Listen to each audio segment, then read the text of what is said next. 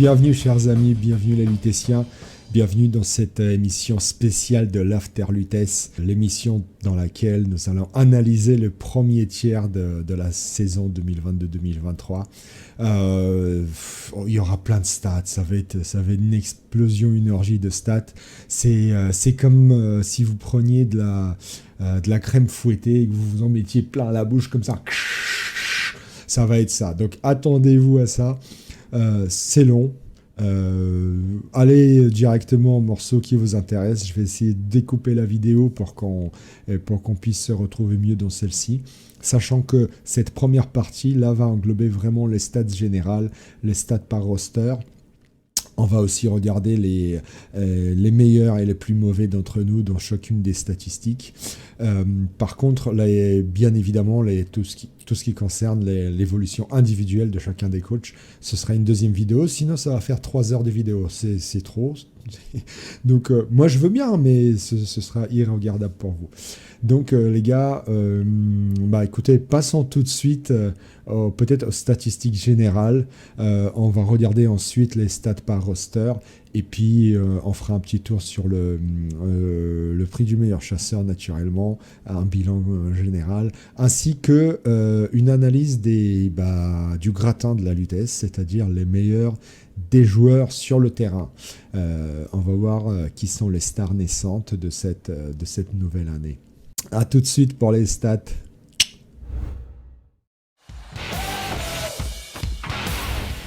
Puisque nous sommes là pour faire le bilan du premier tiers de la saison, il faut d'abord donc parler des stats générales. Et quelle autre stat générale plus importante que celle des touchdowns marqués? Alors, c'est pas mal, les gars. On est à une moyenne de 1,17 touchdowns marqués sur ce premier tiers. C'est beaucoup mieux que le premier tiers de la saison dernière où on était à 1,08 touchdown. Donc vous voyez, il y a une nette progression moyenne quand même. Et on est sur la continuité de la fin de l'année dernière, puisque l'année dernière, la saison régulière s'est terminée sur la même moyenne qu'aujourd'hui, c'est-à-dire 1,17 touchdown, alors qu'on avait quand même des équipes bien plus expérimentées, bien plus campées en fin d'année qu'en ce début d'année. Donc la progression est pas mal. C'est dû naturellement au fait qu'on a pas mal d'équipes rapides, d'équipes véloces, donc c'est normal qu'on ait un petit peu plus de touchdowns sur ce début de saison que par rapport au début de saison de l'année dernière. Alors, quels sont les rosters qui s'en sortent le mieux? Comme vous voyez sur ce graphique-là à côté, on a quand même en vert les elfes sylvains. Alors, les elfes sylvains ont l'avantage d'être représentés par une seule équipe, mais quelle équipe, quel coach? Mais quand même, une moyenne de 3,6 touchdowns par match, c'est tout bonnement la folie. On est au-delà, on est sur des stats, mais au-delà de tout. Là. Les elfes sylvains, ils défoncent tout sur le début de saison. Ensuite, on a les premiers rosters multi-représentés et 4 représentants avec une moyenne de 2,05, c'est les Skaven, le Homra. Je ne cesse de vous le répéter de journée en journée, les Skaven dépotent en ce début d'année, mais ça se voit par le nombre de touchdowns moyens marqués. Plus de 2 touchdowns en moyenne par équipe, par coach, par match.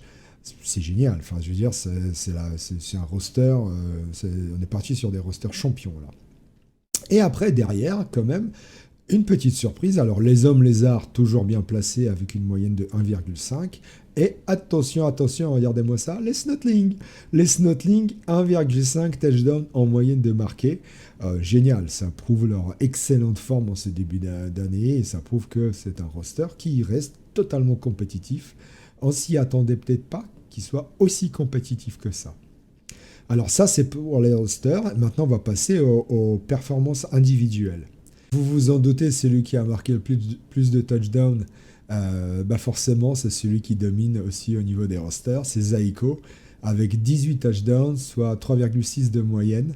Voilà, ça veut tout dire. Le mec, il marque presque 4 touchdowns en moyenne par match. Qu'est-ce que vous voulez que je vous dise de plus?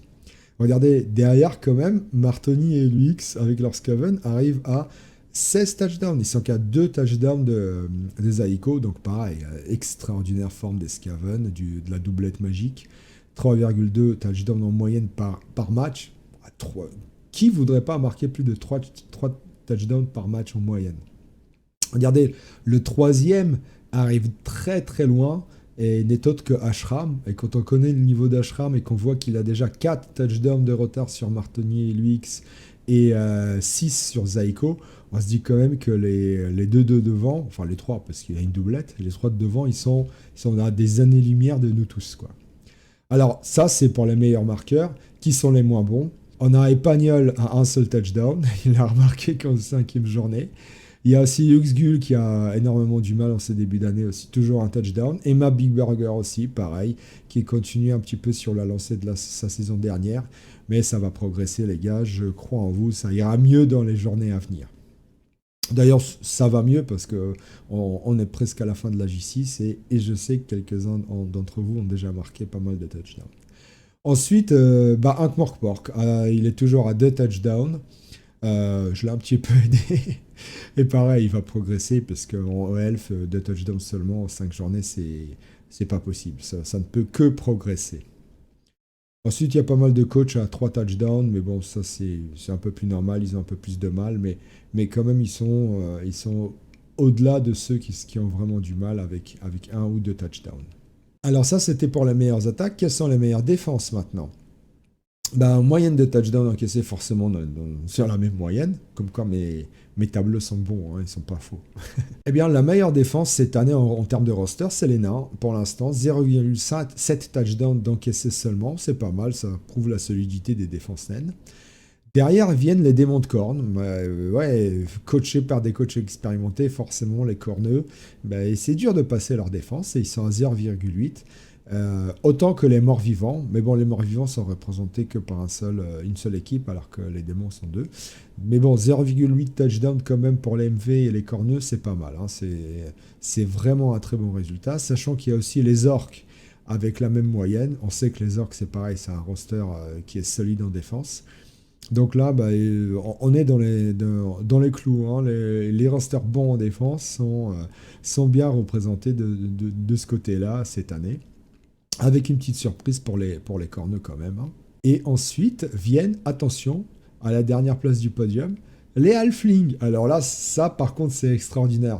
Moins de 1 touchdown d'encaissé en moyenne par match pour les coachs halflings. Bah là, pareil, ça prouve qu'ils défoncent tout en ce début d'année, qu'ils sont sur un nuage, sur un petit nuage, et on espère pour eux, on croise les doigts, on espère que ça continuera pour eux, parce que là, c'est vraiment c'est génial pour les Minus, qu'ils soient aussi solides en défense. Ça on s'y attendait pas vraiment, et ouais, ils sont à moins de 1 touchdown. Qu'est-ce que vous voulez que je vous dise? Moins de 1 touchdown en moyenne par coach et par match. Alors forcément, qui sont les meilleurs en défense? Eh bien, on a donc Founi, donc Hoon et Funny Valentine, seulement 2 touchdowns d'encaissés, ainsi que Bozo et ses nains, son effectif de nains rempli de stabilité. A priori, ça marche bien parce que pareil, il est qu'à 2 touchdowns d'encaissés. Ensuite, on a 4 coachs à 3 touchdowns. On a 2 orques, Pixman et Yaouch, donc on les connaît, c'est des solides défenseurs, c'est des gars qui savent jouer ce type de roster, donc forcément ils performent de ce côté-là. Et puis 2 autres coachs avec aussi un roster très performant en défense, à savoir les Necros. On a Magus et SSB, toujours à 3 touchdowns d'encaissés seulement, donc 0,6 par match. Pareil, super moyenne. Et pareil, c'est des coachs expérimentés avec un roster très compétitif en défense. Donc, c'est pas une surprise qu'on les retrouve si bien classés parmi les bons défenseurs de ces débuts de saison. Qui sont les moins bons? L'Alliance du Vu-Monde, bon, elle est représentée que par une équipe, mais elle est quand même à plus de 2 touchdowns d'encaissés en moyenne sur chaque match, 2,2. Donc c'est vraiment, il y a un gros écart entre le dernier et l'avant-dernier. Les Orques Noirs, 1,8 touchdowns en moyenne. Bon, on sait que c'est dû notamment au sale match qu'a passé Leguman contre Zaiko, la fameuse canicule qui le met dedans et le 7 à 0. Mais bon, le résultat est là quand même. Et puis en troisième position, l'Union Elfique. Oui, nous, les elfes de l'Union, on a du mal aussi en ce début de saison. On encaisse pas mal de touchdowns. Un Syrax. Et donc c'est un peu compliqué, mais j'espère qu'on se rattrapera sur le reste de la saison. Alors, en termes de contre-performance individuelle, c'est pas comme sur la moyenne des rosters. Là, le plus mauvais défenseur est Mamet à ce jour. 13 touchdowns encaissés, 2,6 TD en moyenne pris dans les dents par match. C'est beaucoup, ça reste quand même beaucoup. Là, va falloir te rattraper, même si tu as quand même un des départs les plus compliqués avec 5 coachs très expérimentés que tu as rencontrés. Donc c'est une très belle entrée en matière dans notre championnat.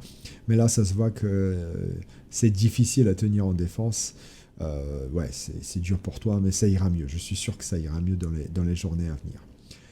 C'est un peu la même chose pour ma Big Burger. Il est à 11 touchdowns d'encaissés, 2,2 en moyenne de prix. Et il est rejoint par Leguman à la même place, 11 touchdowns également, à la même moyenne. Bon, Leguman a expliqué les raisons de cette déconfiture. Il y a quand même 2 coachs qui sont pas très loin à 10 touchdowns. On a Melfios qui a énormément du mal sur le début de saison. Et il est à 2 touchdowns encaissés par match. Et également Syrax, donc mon compère de l'Union Elfique, également 10 touchdowns, dont 5 encaissés sur un seul match contre Martoni et l'UX. Ben ouais, pareil, l'Union Elfique, à un moment ou à un autre, ça craque assez vite. Et puis après, quand il n'y a plus de joueurs, les touchdowns s'enchaînent. Donc c'est compliqué aussi pour ces coachs-là, mais j'espère pour vous que ça ira mieux sur le deuxième tiers de la saison. Parlons maintenant de la stat que j'apprécie et finalement qui s'avère très moyenne, très moyennasse en ce début de saison, ce sont les passes. Je pensais qu'avec une moyenne de 0,83 passes en première journée, on allait avoir une effervescence de passes, de jeux en l'air, de réception dans des zones de tacle, etc., etc. Et ça n'a fait que baisser et on se retrouve avec 27 passes en J5. Et donc une moyenne de 0,6 passes en moyenne par coach et par match sur le premier tiers de la saison. En réalité, c'est un résultat qui est très proche du début de saison dernière en vrai. En début de saison, le premier tiers, on a fini à une moyenne de 0,5 passes par coach et par match. Et on a fini à 0,56 passes par coach et par match. Donc on est à peine mieux que l'année dernière, sachant que l'année dernière, on n'avait pas autant d'elfes, de Scaven, d'humains Enfin, si, humains, si, mais on n'avait pas au moins autant d'elfes qui sont là pour jouer la balle. Et finalement, les elfes font pas autant de passes que ça. Malgré tout, ça reste quand même les elfes qui sont les meilleurs passeurs. Alors attention, les elfes qui avaient super bien démarré, ils se retrouvent avec une moyenne de 2,08 passes par match et ils sont aujourd'hui dépassés par l'Union Elfique. Ouais, on est là, nous, l'Union Elfique, on représente 2,2 passes en moyenne par match. Alors forcément, nous, on n'est que 2 elfes de l'Union contre 5 hauts-elfes, donc c'est peut-être un peu plus facile d'avoir une belle moyenne. Il n'empêche que, voilà, on fait plus de passes en moyenne que les hauts-elfes, donc pour l'instant, on les bat. Faut que les hauts-elfes se ressaisissent un peu. Derrière les Skaven, 1,35 passes quand même en moyenne par match, c'est pas mal. Ouais, c'est un bon résultat. Bon, ça prouve que le lanceur Skaven, il sert quand même à quelque chose dans ce roster des Umbra. Et que c'est aussi une arme offensive sur laquelle les coachs Skaven peuvent compter. De l'autre côté, on a quand même 3 rosters qui ont fait pour l'instant 0 passe, bulle. Après, ça peut être normal parce qu'il y a les nains du chaos. Forcément, c'est pas des gars qui s'amusent à faire des passes. Par contre, la noblesse impériale, bah non, pas de passe. Je crois que le lanceur noble impérial, il est pas trop aimé. Je crois que l'année dernière, il fait les frais d'une saison dernière catastrophique. Donc pour l'instant, pas de lanceur, donc pas de passe chez les nobles. Et puis les gobs, ils font pas de passe non plus. Ils se font des transmissions. Et puis les lancers de troll, visiblement, ça n'a pas trop marché pour le propre. Donc pas de passe non plus pour les gobelins. Alors, quels sont les meilleurs passeurs ? Les meilleurs passeurs individuels, pour l'instant, ça reste quand même les hauts-elfes. On a Nico et Azroag qui se tirent la bourre. Nico est pour l'instant à 17 passes, Azroag à 16. Donc on va voir lequel des deux va arriver premier en fin d'année. Sachant que derrière, en troisième position, il y a Bossk, le premier Skaven, 13 passes quand même. Et évidemment, il est rejoint par moi, 13 passes également. Mais quand même, les elfes sont plus forts. Et je pense que le meilleur passeur, il sera parmi ces deux coachs-là, en fin de saison. Alors très rapidement, petite surprise, zéro interception, zéro déviation en ce début d'année. Sachant que l'année dernière, fin de J5, on en avait une de chaque, une interception, une déviation. Comme quoi, là, soit les passes sont mieux assurées, soit on en fait moins. Non, on n'en fait pas moins. Donc les passes sont mieux assurées. Forcément, aller intercepter ou dévier une passe d'un lanceur au elf, c'est quand même beaucoup plus compliqué. Donc oui, forcément, bah non, il n'y en a pas. Pas d'interception, pas de déviation.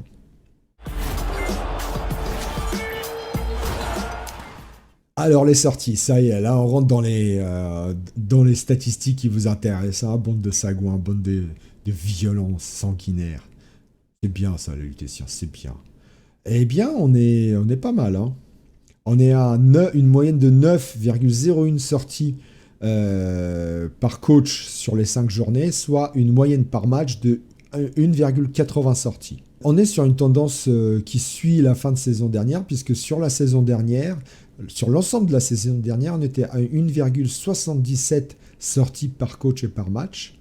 Et on est quand même bien mieux que sur le début de saison dernière, où on était à 1,56 sorties par coach et par match.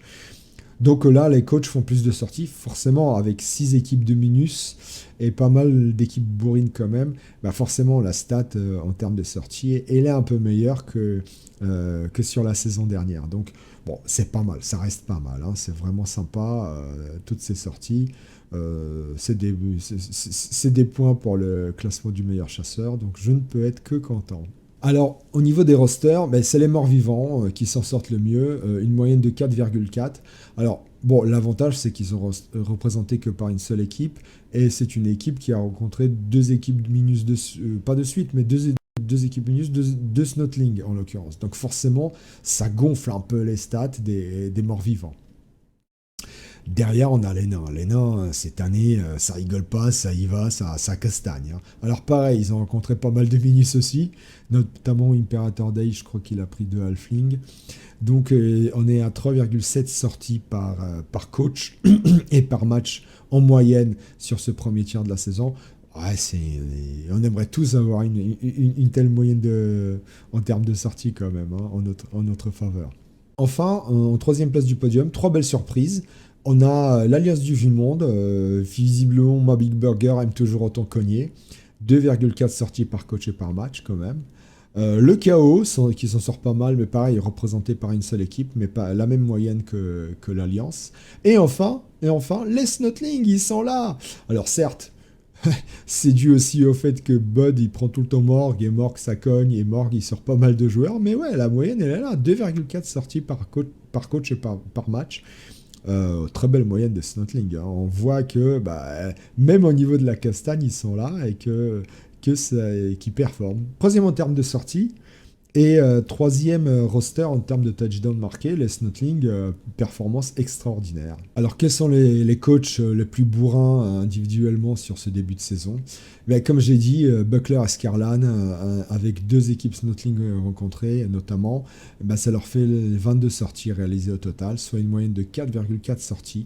Donc vraiment les morts-vivants, là, comme l'année dernière, ça cogne et ça y va fort. Mais 4,4 sorties par match, c'est une moyenne extraordinaire quand même, hein.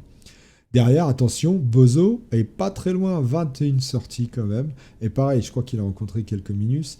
Mais pour des nains, pour l'instant, je crois qu'il y a un seul châtaigne. Et 4,2 sorties par match, là, il faut jouer avec CD, les gars. Faut jouer avec CD à lui, parce que c'est pas possible. Enfin, regardez, derrière, le troisième, c'est Imperator Day. Il y a un écart de 5 sorties entre lui et Bozo. Il a quand même à 3,2 sorties par match, ce qui est déjà un résultat extraordinaire. Mais par rapport à Bozo, c'est le jour et la nuit, quoi. Il y a 2 divisions d'écart, là. Donc ça prouve bien que, aussi bien que Bozo que Buckler et Scarlan font des résultats mirifiques sur ce début de saison. Alors, à l'inverse, quels sont ceux qui cognent le moins, qui ont mis des gants de velours en ce début de saison? Bon, non, les Slan. Les Slan, je pensais que même avec le Croxy, ça allait aller mieux quand même. Là, 3 sorties seulement en 5 matchs, là, une moyenne de 0,6. Là, Redel, faut qu'il se réveille parce que c'est pas digne d'une équipe Slan, hein. Même si on sait que les slants ne sont pas là pour cogner, quand même, il y a du blitzer, il y a du croxy. C'est pas normal qu'il soit seulement à 3 sorties sur 5 matchs. Les Gobelins, quand même, ils ont 2 trolls, ils ont du bombardier, et pour autant, que 4 sorties seulement, une moyenne de 0,8 de réalisé. Donc pareil, c'est un résultat assez pitoyable pour une équipe quand même qui normalement cogne un peu plus, même si elle agresse à la base, mais quand même les Gobs ça cogne un petit peu plus, parce que 4 sorties en 5 matchs, c'est vraiment pas beaucoup. En dernière place du podium, des mal classés, vient un roster qui a plus l'habitude de se retrouver là, c'est les Elfes Noirs. Seulement 1,1 sortie par coach et par match en moyenne. Oui, c'est normal. Ça, c'est pour le coup, pour les Elfes Noirs, c'est normal. Ils sont pas là, ils sont pas essentiellement là pour quand même cogner et sortir du joueur adverse. Quels sont les mauvais élèves en la matière? Bon, comme j'ai dit, à Redel, 3 sorties seulement. C'est vraiment pas bon.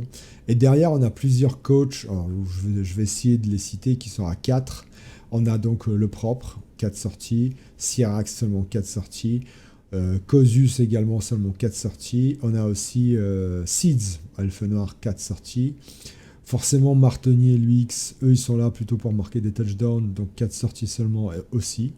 Et je crois qu'on a aussi Bosque, pareil, Scaven aussi. Donc tout ça, c'est des équipes, des effectifs qui sont là plutôt pour marquer des touchdowns, des équipes rapides qui sont pas là en tout cas pour faire des sorties. Et je crois qu'on a aussi Ankh-Morpork et Nabolo, pareil, 4 sorties seulement. Bon voilà, ça c'est un peu normal on va dire, mais bon, ça reste quand même moins de une sortie par match, c'est pas top, même pour des équipes qui sont pas là pour cogner. Alors ça, c'était sur les coachs qui ont fait plein de sorties, mais qui s'est pris le plus dans la tronche en termes de sorties subies. Et puis surtout combien on en a fait. On est à quand même 10 sorties,64 subies par coach sur l'ensemble du premier tiers de la saison, soit plus de 2 sorties subies par coach et par match, plus précisément 2,12 qui est une très belle moyenne. Alors pourquoi plus de sorties subies? Parce que je compte là-dedans celles aussi réalisées par le public, les agressions adverses, et puis les sorties que les coachs sont fait tout seuls, sur des GFI ratés, sur des esquives ratées, etc. Donc forcément, il y en a plus que de sorties réalisées. On est donc à 2,12. Et en réalité, c'est un résultat très proche de l'ensemble de la saison dernière. On était à 2,19 l'année dernière. Mais c'est bien plus que sur le début de la saison dernière, parce que le premier tiers de la saison dernière s'est terminé à une moyenne de 1,86 sorties subies, et là on est à plus de 2. Alors effectivement, la présence de nombreux rosters menus y est quand même pour beaucoup. Malgré tout, ça reste une moyenne vraiment très belle. Il y a eu pas mal de coachs qui ont souffert, donc ça se retrouve dans ce résultat-là. Alors les rosters les moins blessés, attention, les premiers c'est les orques, et les elfes sylvains. Comment il fait Zaiko? Comment il fait? Bon, les orques, c'est normal. Et en plus, ils sont multi-représentés, mais c'est une race super solide. Pour les elfes sylvains, il faudrait qu'ils nous expliquent. Soit c'est un dieu de la stratégie, c'est possible que ce soit ça. Soit il a beaucoup de chattes. C'est possible aussi. Derrière, en deuxième place, on a des rosters pareils qui sont assez résistants, assez forts en défense. Le chaos et les renégats, donc le chaos pact, 1,4 sorties en moyenne de subi. Voilà, bon, c'est des rosters avec des grosses armures, des gros gars qui cognent, et plutôt résistants. Enfin, à la troisième place du podium, un roster qui n'a pas beaucoup d'armure, mais qui prouve que avoir plein de blocs, ça aide à ne pas se faire sortir, c'est les Norse. 1,7 sorties subies par coach et par match. Très belle moyenne pour des Norse qui d'habitude, même s'ils sont très compétitifs, d'habitude se prennent quand même un peu plus de sorties que ça. Et là, voilà, bravo, chapeau, ça résiste bien. C'est pas très blessé, donc ça augure une belle deuxième partie de la saison pour les Norse. Alors, quels sont les coachs les moins blessés? Le meilleur d'entre nous, c'est Chouf. Seulement 3 sorties subies sur les 5 matchs, soit une moyenne de 0,6. C'est pas mal, Chouf. Hein. C'est un bon représentant du peuple orc. Là, il prouve que les armures orques, c'est solide. Surtout que derrière, on a Pixman à 4 sorties subies. Et je crois qu'il y a aussi Leguman qui est pareil à 4 sorties subies seulement. Bon, Leguman, c'est étonnant parce qu'il a quand même pas mal de gobs. Et donc, le plus 1 d'armure sur les gobs armurés des orques noirs, ah, ça démontre que c'est pas aussi facile de sortir des joueurs du roster orque noir. Donc, on a Pixman et Leguman à 4 sorties seulement. Et on a quand même quelques coachs à 5 sorties seulement. On a Nico, surprise, un haut elf qui se prend que 5 sorties. Gongon, et pas Gognon, Gongon, 5 sorties également seulement. Bon, c'est un orc. Et comme Yaouch, toujours pareil, 5 sorties seulement. Et SSB également, 5 sorties. Bon, ça, c'est des rosters plutôt classiquement bien placés sur cette stat, parce que c'est des rosters très solides. Mais il y en a un qui étonne, bah c'est comme je disais, Zaiko, 5 sorties subies seulement en 5 matchs, donc un de moyenne. Donc il fait un peu figure d'épouvantail, on se demande ce qu'il fout là, mais pour le coup, ouais, bah, il se prend pas beaucoup de sorties. Voilà, tout simplement. Alors à l'inverse, les rosters les plus blessés, ceux qui sont pris quand même plein la tronche, bon, ça n'étonnera personne. On a les Snotling, 4,7 sorties en moyenne de subi, mais comme ils sont 16 sur le terrain, ils s'en fichent un peu. Donc presque 5 sorties subies, bah ouais, c'est pas grave, hein, il en reste toujours plein de joueurs. Hein. Mais bon, quand même, ça donne des points aux adversaires. Mais 4 sorties et demi, 4,7 sorties en moyenne par coach et par match, c'est quand même dur.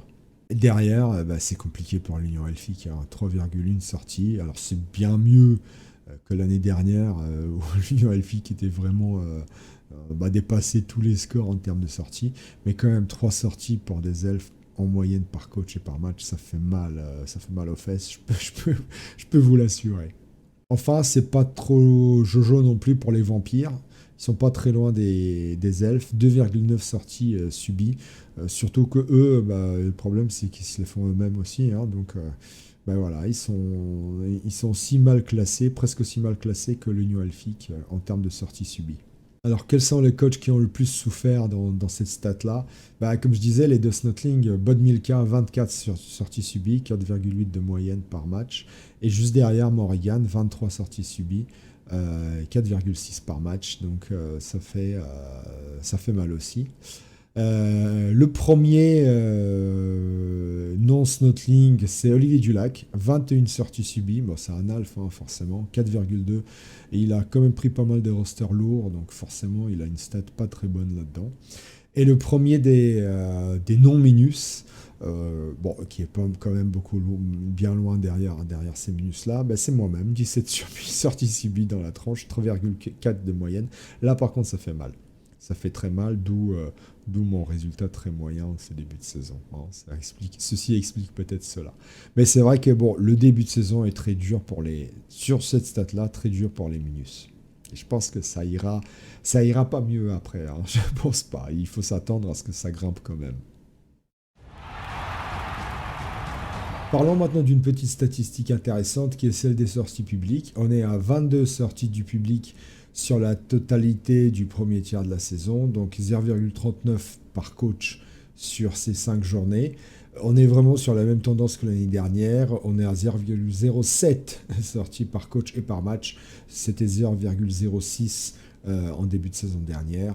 Donc on est vraiment sur une tendance où le public est toujours aussi agressif, le public utessien est toujours aussi agressif envers les joueurs qui longent un peu trop la ligne de touche. Alors au niveau des coachs, ceux qui s'en sortent le mieux dans cet exercice, c'est Martonnier l'UX qui sont à 3 sorties publiques et aussi le vampire Poire Abricot qui est également à 3 sorties du public, soit 0,6 de moyenne, c'est pas mal quand même sur les 5 premières journées. À noter que 2 autres équipes sont à 2 sorties réalisées déjà, c'est Ankh-Morpork et aussi Kral et JC qui ont déjà fait 2 sorties. Donc voilà le quartet des publics le plus violent pour l'instant de la Lutèce.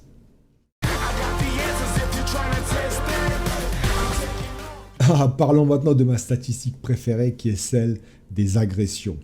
Le prix du Compoundor, les gars, c'est le prix le plus important, à mes yeux, bien sûr. Le prix le plus important de la Lutèce. Eh bien, c'est nul, en fait. On est seulement à 63 sorties réalisées, soit une moyenne de 1,12 sorties par coach sur le début de saison, et une moyenne de 0,225 par coach et par match. C'est vraiment pas bon, vraiment pas bon. Certes, l'année dernière, la moyenne du début de saison était plus basse. Elle était à 1,07 sorties, donc c'était plus bas, mais on avait bien mieux fini puisqu'on était à 0,32 de moyenne par coach et par match sur l'ensemble de la saison dernière. Sachant qu'il y avait 0 minus l'année dernière. Là, on a quand même 6 minus et on a une moyenne très basse de 0,22 agressions par coach et par match. Donc, c'est ridicule, c'est trop bas, c'est pas assez. Les gars, là, il faut agresser, il faut taper, surtout qu'il y a du gros joueur qui arrive, de la grosse star qui commence à naître. Il faut rentrer dans les carotides, là, il faut rentrer dans les tibias, là, il faut sortir les crampons, surtout les minus, là. Je veux vous voir agresser plus que ça, parce que c'est pas assez. Alors, la preuve en est, quels sont les rosters les plus agressifs? On a les gobs quand même, le propre qui a une agression par match, donc 5 régressions au total.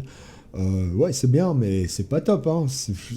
Si la tendance se confirme, il sera à 15 sur la fin de saison régulière. C'est trop peu pour des gobs.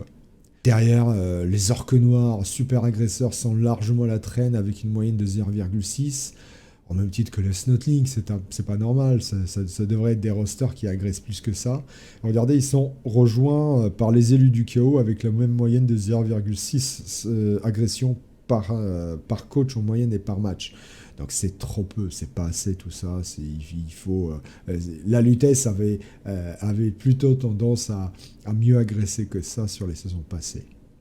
On note aussi quand même qu'il y a 4 rosters qui n'ont pas agressé du tout.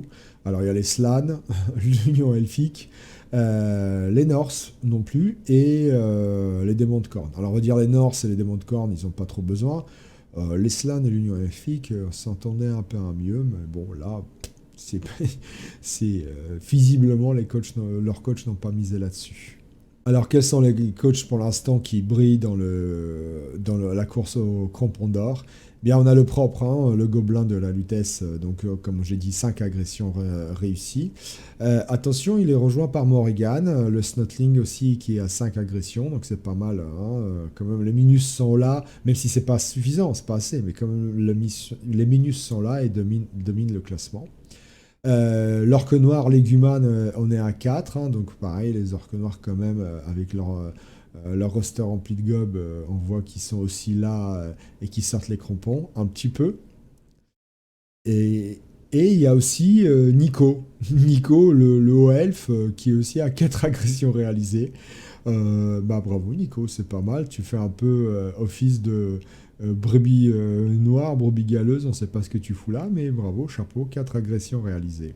Enfin, 3 agressions quand même pour le vieux briscard, le vieux vicelard de Dritz, hein. Toujours là, toujours représenté dans les prix des plus vicieux de la Lutèce. Et aussi le petit rookie Gobbs, avec ses élus du chaos, 3 agressions réussies aussi. Donc ils complètent le podium tous les deux des coachs qui jouent l'agression. Alors ça, c'était pour les agressions réussies, réalisées, mais quels sont les coachs les plus agressés? Les morts-vivants sont en tête. Normal, une seule équipe représentée du roster. Elle a déjà joué 2 équipes de Snotling. Dans normal que Buckler et Scarlan se fassent un peu marcher dessus par les Snotling qui se vengent. Les élus du chaos, donc point sympa, intéressant. Les élus du chaos ont autant agressé qu'ils se sont fait agresser. Donc 0,6 agressions déjà subies par match. C'est quand même beaucoup pour les élus du chaos. Enfin, des rosters plutôt fragiles sont aussi largement représentés. Il y a les hommes lézards, 0,45 agressions par coach et par match en moyenne. Également les Snotling, l'Union Elfique, l'Alliance du Vieux Monde Et les renégats du chaos aussi, qui sont pas mal agressés. Alors certes, c'est pas énorme, énorme, mais ça reste des rosters qui sont quand même agressés par les coachs. Donc pas très aimés par les adversaires. A contrario, les moins agressés, vous le voyez, les démons de cornes, pas du tout. Personne n'agresse les corneux. Bah ouais, on a peur d'approcher les guerriers de cornes, même au sol, hein. Les orques noirs non plus, alors ça c'est étonnant. On a peut-être peur des représailles, de se faire remarcher dessus au retour si jamais on agresse un gobelin des orques noirs. Bah, les gobs, pareil, le même principe. On n'agresse pas les gobs, sinon on risque de souffrir mille souffrances. Et les slans non plus. Alors ça c'est plus étonnant. Les slans, normalement, les grenouilles, normalement on aime bien leur marcher sur les cuisses. Bah non, là, cette année, personne n'agresse les grenouilles, donc peut-être que ça va changer. Enfin, notez également les halflings, très peu agressés aussi, seulement 0,06 agressions subies par coach et par match. Très très peu, hein, pareil, dans le même principe, on ne veut pas marcher sur les halflings, sinon les halflings nous marcheront dessus. Alors, au niveau des coachs les plus agressés, je dois vous avouer que je suis un peu chafouin. Je suis chafouin. Je suis chafouin parce que c'est moi que vous avez, sur moi que vous avez le plus marché dessus, hein. Je suis pour l'instant le plus agressé de la vitesse. Alors, je sais. Qu'est-ce que je vous ai fait? Qu'est-ce que je vous ai fait? Avec tout ce que je vous fais, les vidéos, les comptes rendus, je vous fais même des marshmallows, ce que vous voulez. C'est comme ça que vous me remerciez? Non, mais honnêtement, ça se fait pas. Ça se fait pas, quoi. Ça se fait pas, les mecs. Bon, bref, 4 régressions dans la gueule de Duda. Ok. Ok, j'ai compris, ça va. Ouais, on m'aime pas, c'est bon, je suis. On dérange, on dérange. Mon équipe dérange dans cette ligue, j'ai compris. J'ai compris, voilà, voilà.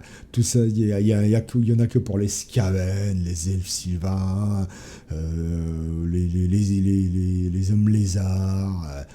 Voilà, mais non, mais l'Union elfique, ça dérange. Ouais, vous avez peur qu'on gagne, c'est pour ça que vous marchez dessus. Enfin bref, 4 agressions subies par moi-même. Et derrière, il y a pas mal de coachs à 3 agressions. On retrouve 3 agressions subies. On retrouve quelques comme lézards, Asmogi et Kral et JC. Bah ouais, on aime bien marcher sur les skinks. Flint avec les humains aussi, 3 agressions subies. Nikap et ses elfes noirs. Bon, bah, Nikap, le gros vicelard, forcément, les coachs se vengent des souffrances subies sur les saisons passées et dès qu'ils peuvent, ils marchent sur un joueur de Nikap. Aktar également, alors là, peut-être que c'est la faible armure des serviteurs des nobles impériaux qui fait qu'il est quand même pas mal agressé. Bon, Morrigan, forcément, l'armure toute fragile des Snotlings, forcément, qui ne voudrait pas marcher sur un Snotling au sol, quand même, qui ne voudrait pas lui marcher sur les talons. Enfin, comme j'ai dit, Gobs, 3 agressions également subies, et Bucklers et Skirlan, forcément, en mort-vivant, 3 agressions subies également. Bah, eux, ils ont joué 2 Snotlings, donc forcément, les Snotlings, ils agressent aussi, hein. Donc, c'est normal de se retrouver à si haut niveau d'agression subie, aussi bien pour les yeux du chaos que les morts vivants.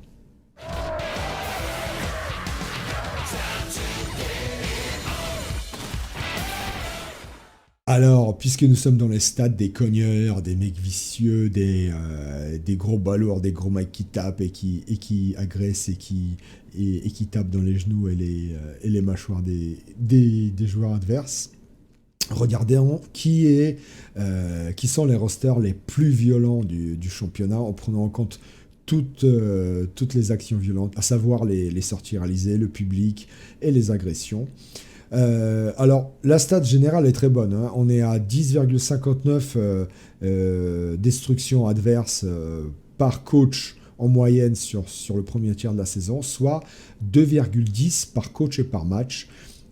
C'est une très bonne moyenne. C'est une très bonne moyenne, sachant qu'on était à 9,22 destructions en moyenne en fin de J5 l'année dernière, soit 1,85 par équipe et par match.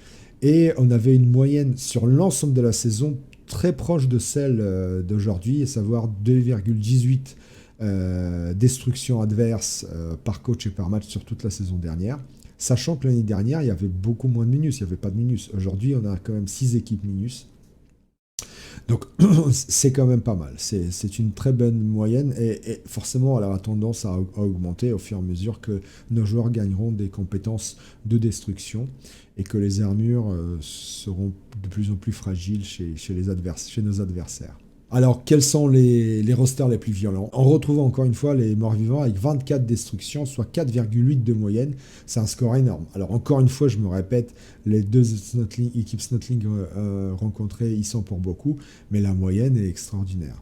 Derrière, on a les nains avec une moyenne de 3,8. 3,8 destructions par les nains.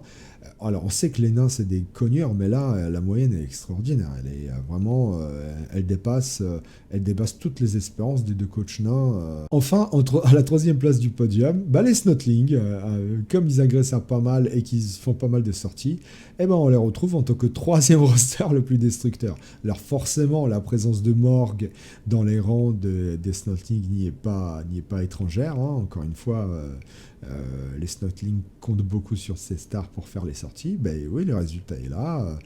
En moyenne 15,5 destructions adverses réalisées, soit 3,1 par coach et par match. A l'inverse, les rosters les moins violents, ben, c'est les Slans. Seulement 3 destructions adverses sur les 5 matchs du premier tiers de la saison. Les elfes noirs également, bon alors ça c'est un roster qui est pas du tout violent, donc on s'étonne pas qu'il soit là. Et les Skaven de la même manière, ainsi que l'Union Elfique, hein. Alors c'est d'abord l'Union Elfique et les Skaven, mais la moyenne est toute proche. Bon, encore une fois, c'est véritablement 4 rosters qui sont pas là pour cogner, mais vraiment le score très bas des Slans est quand même étonnant, sachant qu'ils ont quand même un Croxigore dans leur rang, quelques Blitzers, normalement ça cogne un petit peu plus que ça. Quels sont les coachs individuellement les plus destructeurs? Donc on avait dit Buckler, Scarlan, 24 destructions adverses, hein, donc les sorties plus les agressions, ils sont à 24 points, soit 4,8 de moyenne. C'est un score, encore une fois, je me répète, énorme, extraordinaire. J'ai tendance à croire qu'ils n'arriveront pas à maintenir ce cap et cette forme, mais là, ils réalisent un début de saison tout simplement monstrueux. Mais ils sont pratiquement rejoints par Bozo, qui est à 22 destructions adverses, donc 4,4 par match. Également énorme, et pour l'avoir rencontré en J6, je peux vous dire que cette moyenne, elle va pas baisser. Hein. Les nains, par contre, plus la saison va avancer, plus ils vont cogner. Donc attention à Bozo, il est là, et ça risque de dépoter, son équipe risque de dépoter sur la saison. Enfin, à la troisième place du podium, on pensait que ça allait être un Imperator Dei vu qu'il avait fait 16 sorties. Ben non, à la troisième place du podium, on retrouve Mamet à 17 points, qui a non seulement fait pas mal de sorties, mais en plus qui a agressé. Donc ça lui permet de passer devant Imperator Dei avec 17 points. Et également un autre coach qui a pas mal agressé, c'est Leguman, qui est aussi à 17 points, donc autant de points que Mamet. 3,4 destructions adverses par match. Donc voilà le trio de tête, enfin la troisième place est occupée par deux coachs, donc le quartet de tête. Je répète, Buckler et Scarlan à la première place, Bozo en deuxième, et Mamet à égalité avec Leguman qui ont 17 points.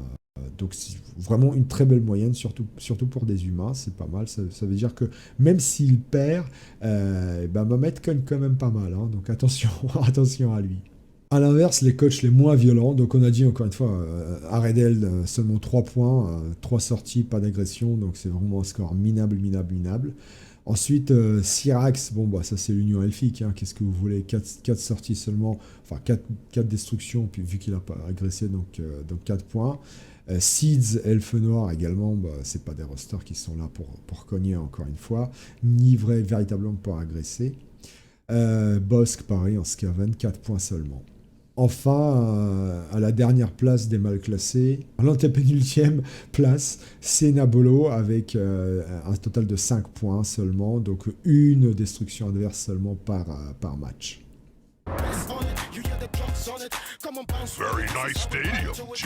Parlons maintenant d'une autre stat qui démontre bien que le méta a changé sur cette nouvelle année de la Lutèce. On est à une moyenne de 4567 supporters par équipe et par match sur le début de saison. C'est hautement plus, véritablement hautement plus que sur le début de saison dernière, puisqu'on était à 3905 supporters par coach et par match. Donc vous voyez, il y a 6000 supporters de plus en moyenne.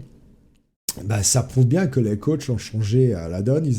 Ils ont pour beaucoup recruté des équipes avec pas mal de fans dès le début de saison pour avoir plein de public et donc plus d'argent. Donc en fait, si on analyse bien la stratégie employée par Nabolo l'année dernière, bah, finalement, elle est reprise par pas mal de coachs cette année. Est-ce qu'on irait jusqu'à dire que Nabolo était un visionnaire l'année dernière? Ouais, je sais pas. Ah, ça a du mal déjà à sortir de ma bouche. Ouais, Nabolo, t'étais un visionnaire. Bon, ça t'a pas trop réussi non plus, mais ouais, peut-être que t'avais raison.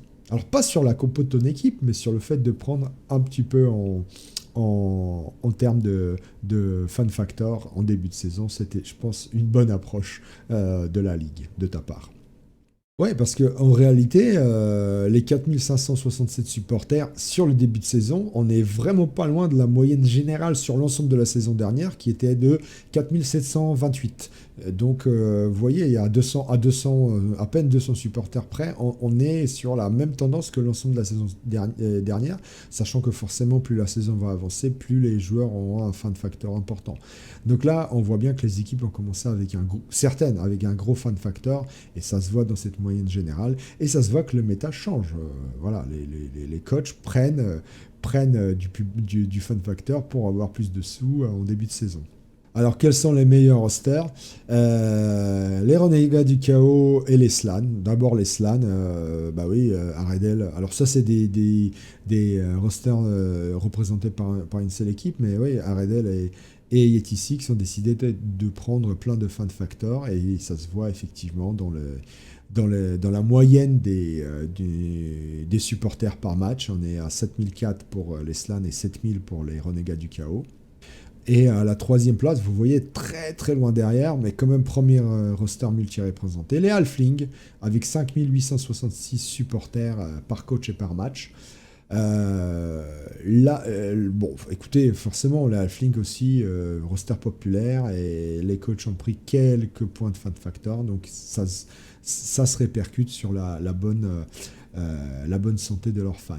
Par contre, là, ce qui est étonnant, c'est les humains. Moyenne très basse, ça reste habituellement un roster très aimé du public et très supporté. Là, on est seulement à 3450 supporters par coach et par match, soit une des plus mauvaises moyennes. On est seulement à 400 supporters de la plus mauvaise moyenne, qui est celle des élus du chaos. Donc là, il y a quand même quelque chose d'étonnant au niveau de la représentativité et du supporterisme chez les fans des humains. Alors les moins bons, les moins aimés du public, les élus du chaos. Le chaos, il n'est pas aimé cette année. Les vampires non plus, très très petite moyenne, ainsi que les Norse. Les Norse, c'est étonnant, normalement c'est un roster que le public aime bien. Ça, c'est les trois rosters vraiment les moins aimés du public, avec de très basses moyennes de supporters par match. Alors, quelles sont les équipes maintenant, les mieux aimées du public? À la première place, chose étonnante, Dritz, avec une moyenne de 8400 supporters par match. Ça va être compliqué de faire mieux que 8400 supporters par match. Résultat étonnant et incroyable. Ouais, il a pris plein de points de fan factor, et en plus, comme il gagne ses matchs, forcément, ça attire du public. Derrière, Scarabée, regardez, il est déjà à 600 supporters en moyenne de moins que Dritz. Il a quand même une très belle moyenne de 7800. Et enfin viennent donc Aredel, qui aussi a pris un gros fan factor, et Alchemy, qui l'a fait aussi, avec 7400 supporters. Mais encore une fois, on est à 1000 supporters de moins en moyenne par match par rapport à Dritz. Donc on voit là la performance de Dritz quand même qui est juste incroyable, énorme. Alors, quelles sont les équipes les moins aimées? On a Yuxgul, regardez, seulement 2800 supporters en moyenne par match. Pareil pour Dexine. Personne ne se déplace pour voir les vampires et les Norse. Et je crois que, oui, Mamet pareil, il a 2800 également. Pareil, public n'aime pas trop voir la New Team. C'est dommage, parce que quand même, il y a des superstars dans cette équipe. Et ouais, le public lutétien n'aime pas les footballeurs japonais, je crois. Et ils se déplacent pas trop pour les voir, en fait. Autre coach qui a du mal avec le public, Ankh-Morpork, forcément les résultats de ces elfes, de ces hauts elfes, n'inspirent pas confiance chez les fans et donc ils se déplacent très peu. Et, ainsi que Gobs, et c'est chaotique. Malgré un début de saison très bon, le public, visiblement, le public chaotique a autre chose à faire que d'aller voir des matchs de Blood Bowl. Et ils sont aussi seulement 3000 supporters par match.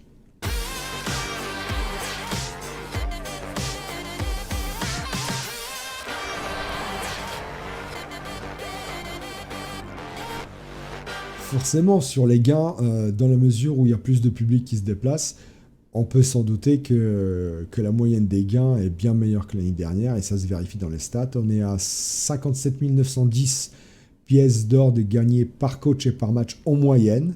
Donc vous pouvez voir si vous êtes dans une tendance meilleure ou plus basse que cette moyenne des coachs lutétiens cette année. Sachant que l'année dernière, on était presque à 10 000 pièces d'or de moins. On était à 49 850 pièces d'or sur le début de la saison, sur le premier tiers. Et là, on est à 57 000 quand même, 58 presque.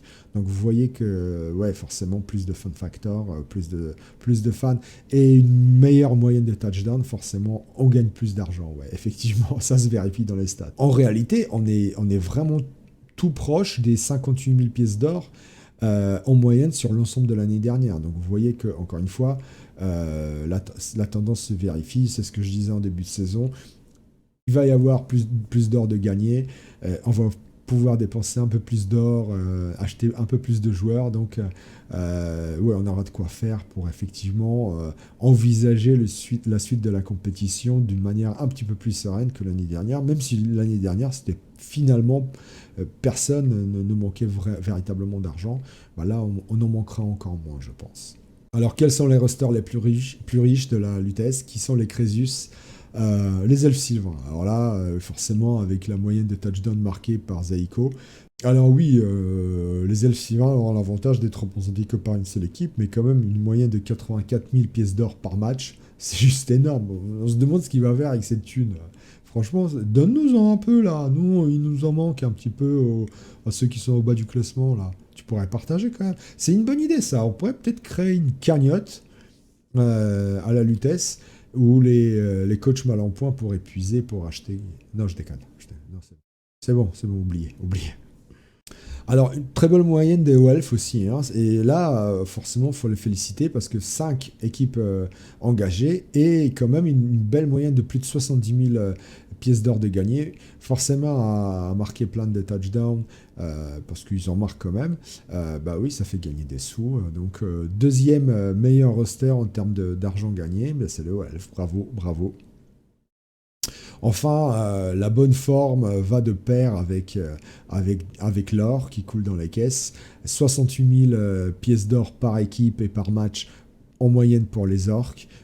Oui, bah oui, encore une fois, quand on gagne ces matchs, on a l'argent qui rentre dans les caisses. Donc les orques qui sont pas mal au classement, bah, ils gagnent plein de sous. À l'inverse, ceux qui crèvent la dalle, c'est les vampires. Moins de la moitié de ce que, en moyenne, moins de la moitié de ce qu'ont gagné les elfes gagnés par les vampires. Seulement 41 500 pièces d'or par coach et par match. Vous voyez que par rapport aux 84 000 des elfes, c'est juste à pleurer pour les vampires. Et ça présage une deuxième partie de la saison quand même compliquée pour ce roster. Les Norse, pas bien non plus, bah ça c'est dû au public qui vient très peu au match. Seulement, mais ils sont quand même bien mieux lotis que les vampires, hein, avec 48 000 pièces d'or par coach et par match. Enfin, les gobs, 50 000, mais bon, pour les gobs, ça reste pas mal, 50 000 quand même. Oui, c'est une petite moyenne, mais c'est pas ridicule non plus. Surtout par rapport aux vampires. Là. Les vampires, là, je sais pas ce qu'ils vont faire sur la deuxième. Si ça continue comme ça, je sais pas ce qu'ils vont faire, mais dès qu'un vampire va malheureusement mourir, je pense qu'ils s'en remettront pas. Alors, qui est le Crésus de ce début de saison? Ben, forcément, vous l'avez deviné, c'est Dritz. Le monsieur a un public de folie et il gagne ses matchs. Du coup, 87 000 pièces d'or par par match. Résultat juste énorme, énorme. Encore une fois, qu'est-ce qu'il va faire avec cette thune? Il dépasse même Zaiko. Zaiko, malheureusement, deuxième place seulement. Hein, t'es battu par Dritz, qui te bat en termes de richesse. Tu es à 84 000. Et en troisième place, une triplette de coach qui fonctionne bien. On a Magus, 81 000 pièces d'or gagnées par match. Martoni et LUX, pareil. Et Baba Yara, même moyenne, 81 000. Donc voilà, ça c'est des coachs aujourd'hui playoffables.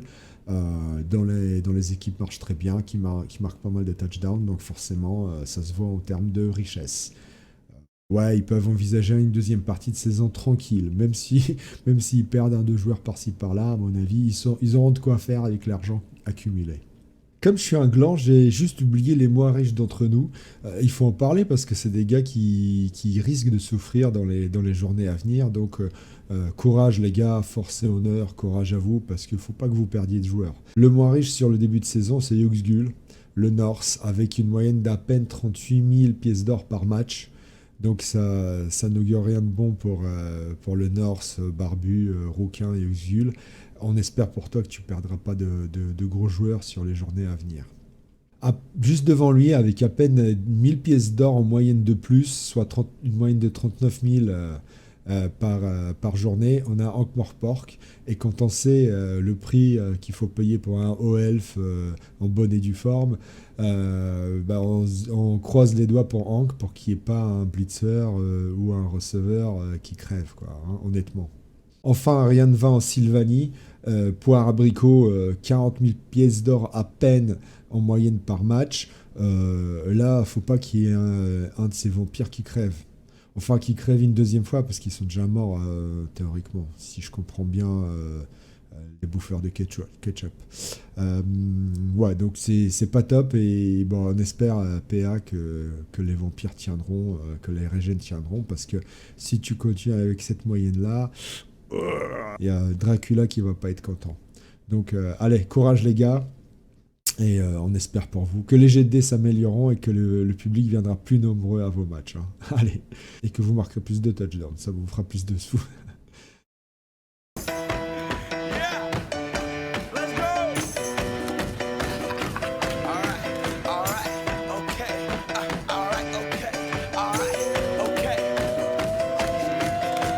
Return to the Mac. Get up what it is, what it does, what it is, what it isn't. Looking for a better way to get up out of bed instead of getting on the internet and checking a new hit. Get up. Enfin, pour finir, statistique essentielle que je garde toujours pour la fin parce que c'est celle qui est la plus savoureuse, c'est l'expérience moyenne gagnée par nos équipes et par les différents rosters. On est à 11,78 XP gagnés en moyenne par coach et par match, soit une moyenne générale par équipe de 58,92 XP. Donc là, c'est pareil, vous pouvez voir si vous êtes à la traîne ou plutôt en avance par rapport à cette moyenne générale, sachant que c'est une bonne moyenne. Elle est bien meilleure que sur le début de saison dernière. Sur le début de saison dernière, on était à 10,87. Donc vous voyez, il y a presque 1 XP de plus. C'est pas mal quand même, hein, c'est pas mal, mais ça c'est dû forcément au nombre de touchdowns marqués, même s'il y a d'autres statistiques qui baissent un peu, mais forcément on fait un petit peu plus de sorties, petit peu plus de touchdowns marqués, forcément l'expérience moyenne augmente. Et en réalité, si on regarde l'ensemble de la saison dernière, on est sur une tendance légèrement meilleure que sur toute la saison dernière. On était à 11,64 XP gagnés par coach et par match en moyenne. Là, on est à 0,10 XP de plus par match. C'est pas mal pour un début de saison. Honnêtement, c'est pas mal. Même si, regardez, les XP gagnés ont tendance à baisser au fur et à mesure où la ligue avance. Forcément, les coachs sont un peu plus craintifs sur les actions dangereuses. D'autres cachent ces joueurs pour pas les exposer, pour pas qu'ils soient blessés. Donc forcément, il y a un peu moins de sorties, un petit peu moins de passes. Il y a un peu moins de passes aussi que sur le début de saison. Le nombre de touchdowns a légèrement baissé aussi. Donc forcément, l'expérience baisse. Mais je pense que cette tendance, elle va pas continuer à diminuer. Je pense que la tendance basse va s'arrêter. On va quand même augmenter à partir du début du deuxième tiers.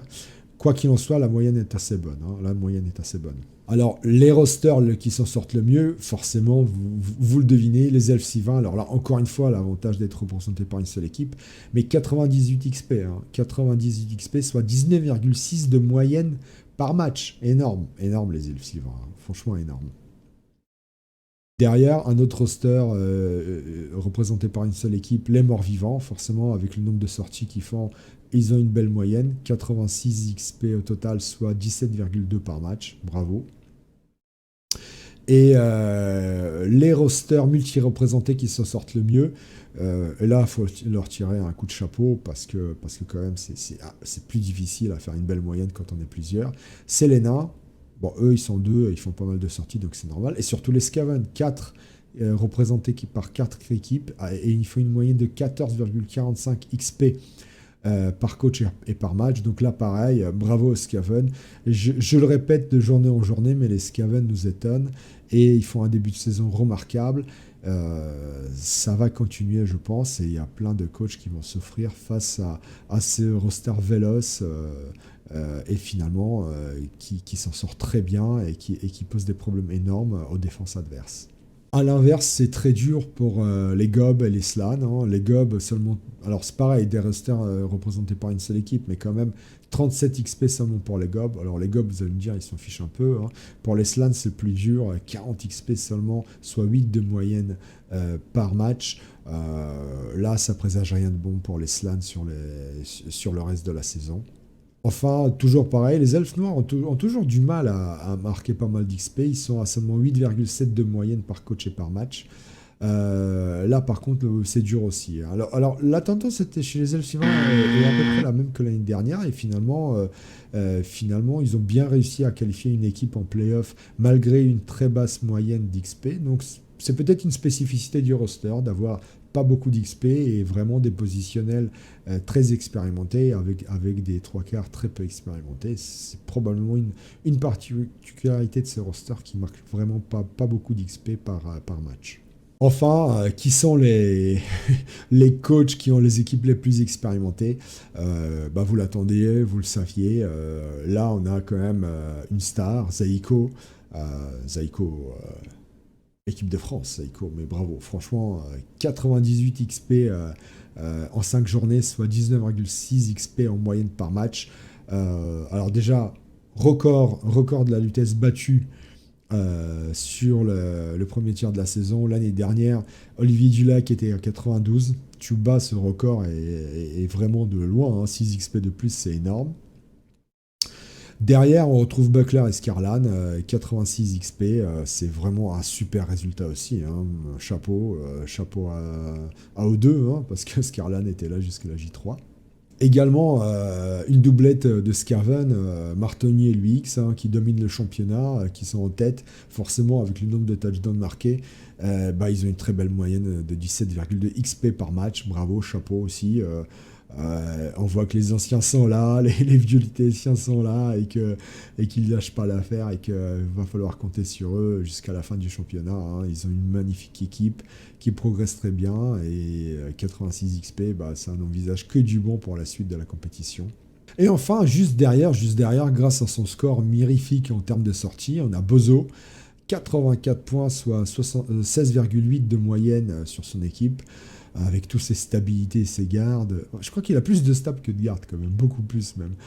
C'est un effectif particulier, une compo particulière, mais très, très expérimenté, très campé, et 84 points, pareil, ça présage une deuxième partie de la saison tranquille pour Bozo aussi.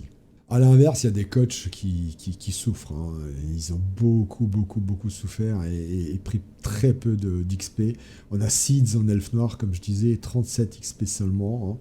Et il est rejoint par Kossus. Alors là, c'est plus grave, parce que si les Elfes Noirs, comme je disais, ont plutôt tendance à bien jouer malgré des joueurs peu expérimentés, c'est pas la même rengaine pour la noblesse impériale. 37 XP, c'est vraiment très peu pour Kossus et ça présage rien de bon pour la suite de la compétition. Enfin, comme je disais, le propre en gobelin, pareil, une très faible moyenne de 7,4 XP par match. Bon, c'est moins grave parce que c'est des gobs, ils n'ont pas besoin d'être super expérimentés, c'est pas là-dessus qu'ils comptent pour faire leur match. Derrière, alors là, c'est plus grave, Aredel, seulement 8 XP en moyenne par match. Ça va être dur pour lui parce que les grenouilles, elles ont quand même besoin de comp assez rapidement. Et là c'est pas bon, hein. Seulement 8 XP, c'est quoi? C'est un JPV, un touchdown à peine. Ouais, c'est pas assez pour envisager une suite de la saison sereine pour les grenouilles. De la même manière, Poire Abricot, 41 XP, vous voyez, il est tout proche de Aredel. Alors, bon, c'est des vampires, c'est peut-être moins grave que pour les grenouilles, mais bon, ça reste quand même une très faible moyenne de 8,2. Et aussi Bistouf, pareil. Alors, Nain du Chaos, ça c'est plus compliqué, seulement 41 XP, donc 8,2 en moyenne par match. Ça, c'est rude, c'est dur pour Bistouf. Bon, il connaît un début de saison compliqué, mais ouais, c'est pas assez pour envisager de perfer sur le reste de la compétition. Va falloir qu'il se rattrape très très très vite, Bistouf aussi, hein. Alors voilà pour les stats générales, ça fait une grande litanie des stats. Alors maintenant, une fois qu'on a vu ça, une fois qu'on a digéré ça, passons peut-être à l'analyse de la forme des différents rosters. Qui s'en sort bien, qui est au top, qui surperforme, et qui au contraire, quels rosters au contraire sont au fond du trou et vont avoir du mal sur la suite de la compétition. Alors pour cela, je vous ai préparé un joli petit tableau qui calcule en fait les positions moyennes de chaque représentant de chaque roster, ainsi que la moyenne des points que ces coachs gagnent sur le premier tiers de la saison, ce qui vous permet de voir les rosters les mieux classés et en moyenne les rosters qui ont le plus de points. Forcément, ça se recoupe, hein, pas à chaque fois, mais ça se recoupe, donc ça permet vraiment d'avoir une belle moyenne de la forme des différents rosters. Alors, ce qu'il faut souligner en premier, c'est quand même l'excellente forme des Minus, hein. On retrouve, regardez, en haut, les Snotlings, les Halflings sont là. Bon, les Gobs sont un peu plus bas, mais globalement, les Minus s'en sortent très bien sur ce début de saison. Sur les 30 matchs joués par les 6 équipes Minus, on est à 14 victoires, 6 nuls et seulement 10 défaites. On est pour les Minus à 1,6 points par match. C'est une moyenne énorme pour ces rosters, et forcément ça pose la question du changement de méta, d'où je pense, à mon sens, d'où le fait que Games Workshop a voulu corriger le tir et a sorti très vite et en catimini une petite fac fin novembre sur les inducements, le calcul des inducements et la trésorerie que les équipes peuvent dépenser. Ouais, je pense que, encore je me répète, c'est ce que j'ai dit sur la vidéo de la J5, je pense que c'est une bonne solution parce qu'il y avait quand même un gros déséquilibre de ce côté-là. Parce que le prix en Nuffle, à mon sens, n'était pas suffisante pour compenser toute la trésor dépensée en star par les Minus. Il y avait un trop gros déséquilibre en réalité, à mon sens. Quoi qu'il en soit, on va voir si, avec cette fac et ce changement de règles, les Minus vont continuer à perfer autant sur le reste de la saison. Jamais quelques doutes là-dessus, on verra. Ça reste des coachs, la plupart des coachs qui jouent ces équipes Minus sont quand même très expérimentés, donc peut-être qu'ils vont réussir à s'en sortir. En tout cas, ils font un début de saison remarquable et il fallait le souligner. Alors les meilleurs parmi eux, et puis de toute façon les meilleurs parmi les équipes multi-représentées, à côté des nains, c'est les Snotlings. Regardez-moi ça, un classement de moyen de 16,5e place et une moyenne de 9,5 points pour les coachs Snotlings, c'est énorme. On pensait que les Snotlings allaient souffrir sur le début de saison, et pas du tout. Qui plus est, je vous rappelle qu'ils sont 3e meilleur roster scoreur de touchdown, 3e roster le plus violent en termes de facteur de violence. Bon, premier le plus blessé également, mais ça c'est un petit peu normal. Mais quand même, les Snotlings connaissent un début de saison remarquable. Pareil pour les Halflings qui rayonnent. Regardez, ils sont là, 21e place moyenne et 8 points en moyenne par coach des Halflings. C'est un score extraordinaire. En plus, je rajoute qu'ils sont 3e meilleure défense avec moins de 1 touchdown encaissé par match et par coach. Et ils sont aussi le troisième roster le plus populaire de la ligue sur ce début de saison. Alors forcément, tout devant, on retrouve les nains. Je parle des rosters multi-représentés. On retrouve donc les nains à une 15e place moyenne et 9,5 points en moyenne par coach. Excellent résultat, sachant qu'ils sont meilleure défense. Deuxième roster le plus violent et troisième roster le plus expérimenté. Donc c'est un de ces débuts de saison parfait pour les nains. Je pense qu'ils peuvent envisager la suite de la compétition vraiment tranquillement. Pareil pour les Scaven, hein, vous avez vu. Alors les Scaven, 19,75 place moyenne. Bon, Crouch baisse un peu cette moyenne, mais quand même, c'est une très bonne moyenne pour les Scaven. Et 9,75 points en moyenne, sachant qu'ils sont aussi deuxième roster meilleur marqueur et troisième meilleur passeur, et une très belle moyenne, quatrième moyenne de 14,45 XP par coach et par match. Donc c'est pareil, c'est un début de saison parfait. Alors ça, c'était les équipes multi-représentées. Les équipes uni-représentées, en devant, on retrouve ceux qui cartonnent, hein, les elfes sylvains, les élus du chaos, les morts-vivants, ils sont là, avec d'excellentes places et d'excellentes moyennes de points. Mais bon, c'est plus facile pour les rosters quand ils sont représentés que par une seule équipe. Donc, je répète, véritablement, il faut tirer un coup de chapeau au Minus, Snotling et Halfling plus précisément, mais aussi au Skaven, on a, et aussi, j'ai oublié, on a les Hommes Lézards qui marchent pas mal, surtout qu'ils sont représentés par 4 équipes. Regardez, 17,25e place moyenne et 9 points en moyenne par équipe. C'est un superbe résultat pour les Hommes Lézards. Pardon les Hommes Lézards, pardon, j'ai failli vous oublier, mais oui, vous êtes là aussi. Alors certes, vous n'êtes pas, vous démarquez pas en termes de stats individuelles. Si, vous êtes quand même le troisième roster le plus prolifique en termes de touchdowns marqués. Mais ça s'arrête là. Mais quand même, la place moyenne occupée par ce roster est très belle. Et ouais, les Hommes Lézards cartonnent aussi en ce début de saison. Alors, quels sont les rosters à leur place? On retrouve les orques, hein, toujours là, toujours d'année en année, ils sont là. On sait qu'on aura une, deux, voire trois équipes en play-off. 25e place moyenne et 7,4 points en moyenne par coach. Ouais, c'est un très bon résultat pour les orques, surtout qu'ils sont la deuxième meilleure défense avec 0,8 touchdowns encaissés seulement. Donc voilà, les orques toujours aussi solides et toujours bien placés, en tout cas en début de saison. Les nains du chaos, même si Bistouf a un peu de mal à démarrer, finalement en moyenne ils sont là, notamment grâce à un bon résultat de Baba Yara. 25e place moyenne et 8 points en moyenne pour le roster. Donc oui, les nains du chaos, on sait que c'est un roster solide. Il le prouve également. Et puis finalement, Korn, on se demandait comment allait fonctionner ce nouveau roster pour la Ligue cette saison. Alors certes, il est joué par deux coachs hyper expérimentés, mais finalement, les deux s'en sortent pas si mal.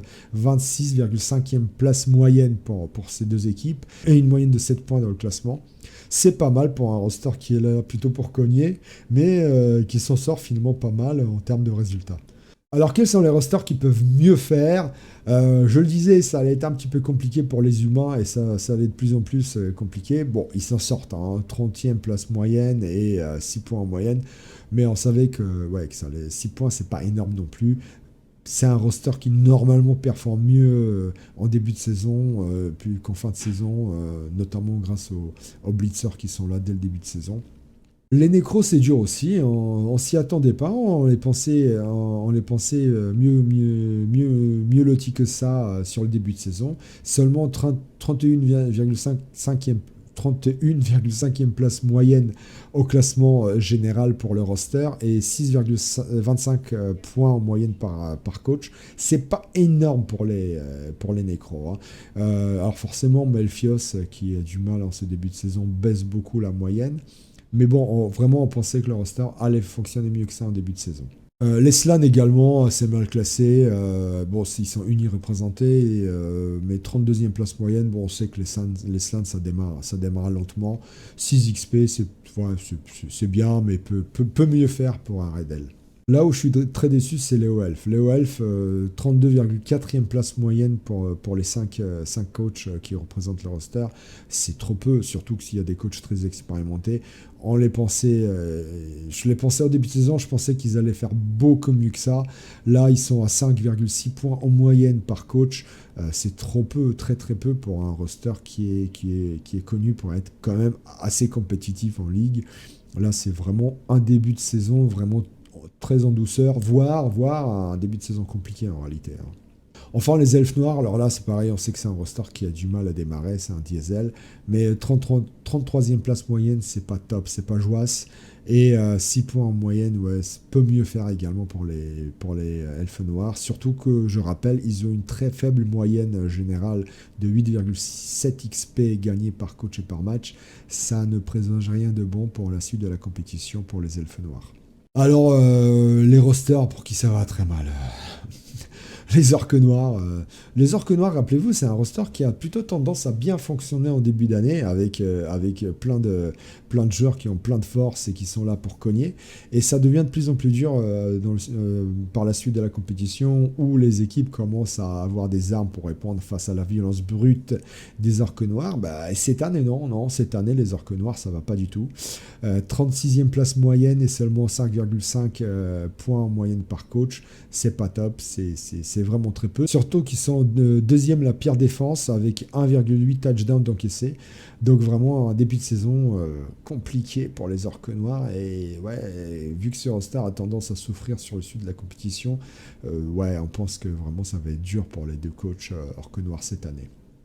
La noblesse impériale, on sait que c'est un vrai diesel pour le coup, mais là c'est pareil, 39e,5 place moyenne pour les coachs et seulement 4,5 points glanés pour les deux équipes, c'est trop peu. Surtout ce qui sont le troisième roster le moins prolifique de la Lutèce avec 0,7 touchdowns marqués par coach et par match. Ça présage rien de bon pour la suite de la compétition. Je peux parler, mais pour les rosters multi-représentés, l'Union Elfique, elle est vraiment catastrophique, hein, 44,5e place moyenne et seulement 3,5 points gagnés par coach et par match. C'est vraiment ridicule. C'est trop faible. C'est un roster dur à jouer, qui prend cher, mais là on n'y est pas du tout, les elfes pro. Même si on est les meilleurs passeurs, pour l'instant en moyenne, on est quand même la troisième pire défense, le troisième roster le plus sorti et le troisième roster le moins violent de la ligue en moyenne. Donc c'est un début de saison catastrophique pour l'Union Elfique. Ça a la même tendance que l'année dernière. Parmi les multi-pro présentés, ceux pour qui ça va très mal, mais on s'en doutait, c'est les vampires. 46,5e place moyenne au championnat et 3,5 points de gagné en moyenne pour les coachs. C'est vraiment très faible, surtout que c'est le deuxième roster le moins populaire et le premier moins rémunérateur et de très loin dans la compétition, donc ça présage une suite du championnat très ardue pour les vampires. Enfin, je voulais parler, parmi les équipes multi-représentées, des Norths. Là, je comprends pas. Les Norths, c'est un roster très compétitif à la base. Et là, la 39,5e place moyenne, va falloir que les Norths s'expliquent. 4,5 points seulement de glanés en moyenne par les deux équipes. C'est vraiment un début de saison catastrophique pour les Norths. C'est le drame, hein. C'est le drame, surtout que c'est le troisième roster le moins prolifique à égalité avec la noblesse impériale. Bon, ça reste le troisième roster le plus résistant avec seulement 1,7 sorties subies en moyenne par les deux équipes. Mais ça reste aussi également le troisième roster le moins populaire et le deuxième le moins rémunérateur, celui qui gagne le moins d'argent. Donc là, il y a quelque chose qui ne va pas chez les gros barbares du Nord. Normalement, habituellement, c'est quand même un roster qu'on voit beaucoup plus haut dans le classement moyen, le classement général. Là, c'est le drame pour les Norths. Enfin, parmi les rosters unis représentés, bon, je finis sur cela, mais on a bien les Renégats du Chaos, les Gobs et surtout l'Alliance du Vu-Monde qui sont très bas. Bon, eux, ils ont le désavantage d'être représentés que par une seule équipe, donc quand ça va pas, ça va pas. Donc voilà, on les retrouve en bas du classement avec très peu de points également. Sachant que pour l'Alliance du Vu-Monde, vraiment c'est la cata. 1 point seulement en moyenne de glané, 55e place au classement moyenne. Et surtout, le roster qui a marqué le moins de touchdowns, et c'est lui qui en a encaissé le plus en moyenne sur le championnat. Donc là, ma Big Burger, va falloir se réveiller. Va falloir changer de tactique. T'aurais dû acheter au début de saison le marbre et pas l'ogre. T'aurais dû prendre le marbre. La chasse, c'est une communion avec la nature, quoi. C'est un contact avec Dame Nature dès que l'aurore darde ses rayons d'argent à travers les écharpes de brume. Il faut avoir une âme de poète pour être chasseur? Oh putain, c'est essentiel, ouais, putain. Oh, poète. Pour le prix du meilleur chasseur, je me suis changé, les gars, vous voyez. Ça, c'est du montage vidéo où je m'y connais pas. Non, je m'y connais pas. Alors, rapidement, parce que vous savez que j'en parle de toute manière à chaque journée, rapidement, le premier bilan du prix du meilleur chasseur. On est à 40 compétiteurs engagés déjà en 5 journées. On en a pour 4 350 000 pièces d'or de joueurs tués, blessés gravement, retraités. Donc, en fait, en 5 journées, il y a 4 équipes complètes, entières, qui ont été éliminées de la compétition. Si on regarde, 4 fois 1 million. Donc 4 équipes, bravo. Bravo les gars. C'est là où on voit que la Lutèce, c'est quand même des bourrins. On a sorti 4 équipes complètes, entières, en 5 journées. On les a éliminées de la compétition. En tout et pour tout, il y a eu pour 69 joueurs éliminés, morts ou retraités. Je compte que les retraités, encore une fois, qui sont comptabilisés dans la compétition. Donc tous ceux qui ont eu des persistantes et qui ont été dégagés parce que les coachs font des petits vilains optimisateurs, ça rentre pas en ligne de compte, ni les stars naturellement, ni les journaliers. Rien, je vous parle juste des joueurs sur le terrain qui font mal à leur coach, en tout cas dans la sortie fait mal à leur coach, c'est-à-dire ceux qu'ils ont payés avec les pépettes qu'ils avaient en début de saison. Et qui ne sont pas dans l'optimisation du roster, à savoir les persistantes qu'on dégage. Donc il y en a pour 4 millions. 4 millions, vraiment extraordinaire comme score. Et donc j'espère que ça va progresser bien fort sur le reste de la compétition. On a encore 16 coachs qui ne sont pas concernés par la perte des joueurs qui rentrent dans ce classement-là. Donc vous avez la liste ici. Il y a pas mal d'or quand même, on s'en étonne pas. Par contre, les nains n'y sont pas. Les nains, ils ont pris cher dès le début de la saison, ça va un peu mieux, mais les nains n'y sont pas. Par contre, ouais, il y a de l'orc. Ça, vous pouvez le voir, il y a de l'orc. Qui sont les meilleurs au classement? Baba Yara, toujours premier grâce à sa superbe performance de la 3e journée. Viennent ensuite à égalité Epagnol et Doug Groznik, mais ils sont déjà loin derrière et Baba. Et enfin, 4e place, Yeti. Attention, il y a Dritz qui arrive et Yaouch qui arrive aussi. Les deux arrivent plein badin, donc ils vont commencer à menacer les mecs du podium. Tout en bas, Morrigan et Garden, et Nabola aussi, 30 000 points chacun. Il n'y a pas de petits profits, ils sont là. C'est déjà mieux que tous ceux qui n'y figurent pas. Alors, quels sont ceux qui ont pris le plus cher? Le premier, c'est moi. 390 000 points de perdu. Tout ça grâce à un seul joueur, Baba Yara. Encore une fois, Baba, merci. Qu'est-ce que tu veux que je te dise? Bravo, t'es un champion. Le Doc, il perd pour 215 000 points de joueurs déjà.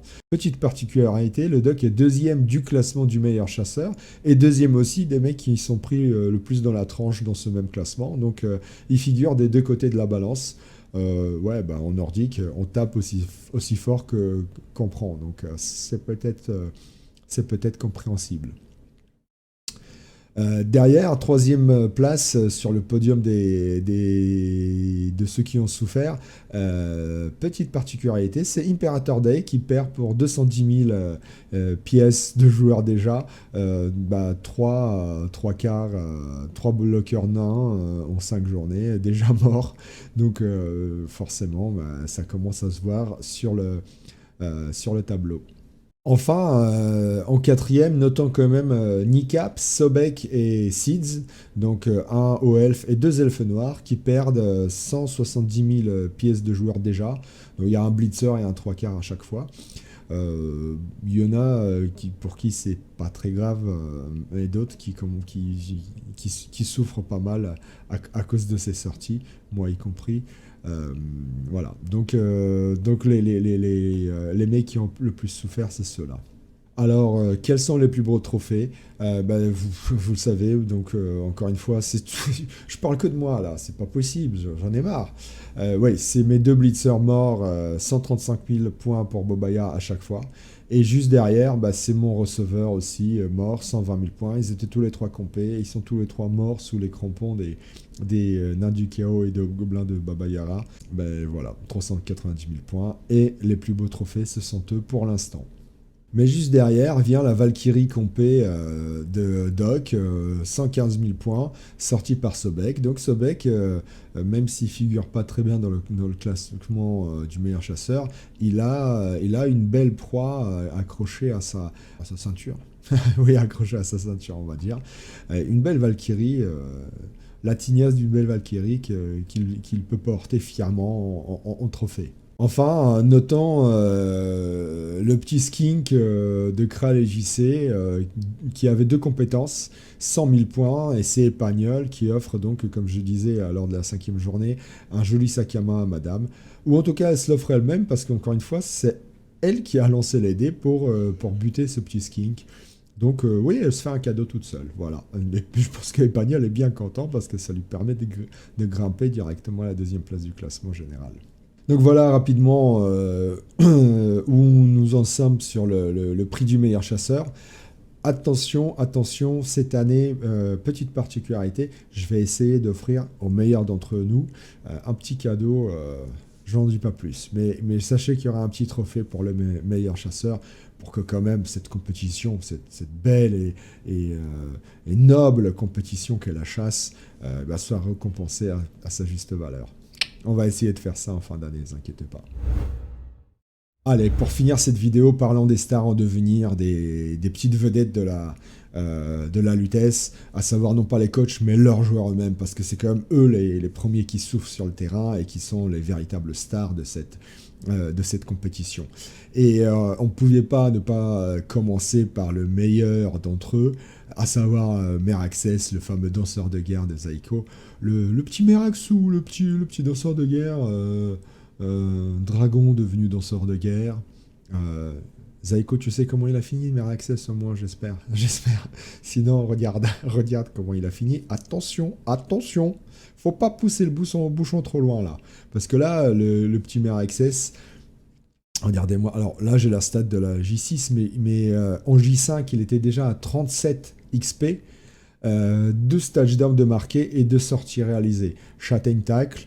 Voilà, c'est un danseur de guerre complet déjà dès la J5, et en plus il gagne le +1 en mouvement en J6, et je peux vous dire que là il est un petit peu inarrêtable. L'ayant vu jouer, l'ayant vu coacher par Zaiko contre Yaouch, je peux vous dire que le mec il est partout, on le voit partout, et en plus c'est pas comme si Zaiko le protégeait plus que ça. Il saute dans la cage avec, il y va, il a pas peur. Bon, évidemment il le met pas tout seul devant comme un gland devenu chaîne. Je comprends mieux maintenant. Je comprends mieux maintenant le nom de l'équipe. Ouais, donc il le laisse pas tout seul comme un gland, il le protège un petit peu, mais pas plus que ça. Donc attention Zaiko. Alors l'avantage, c'est que en réalité, il n'y a plus vraiment énormément de coachs qui vont pouvoir le menacer. Zaiko va jouer plutôt contre des équipes agiles, polyvalentes et pas très agressives. Alors certes, il y a un nain et Handicap sur le chemin quand même.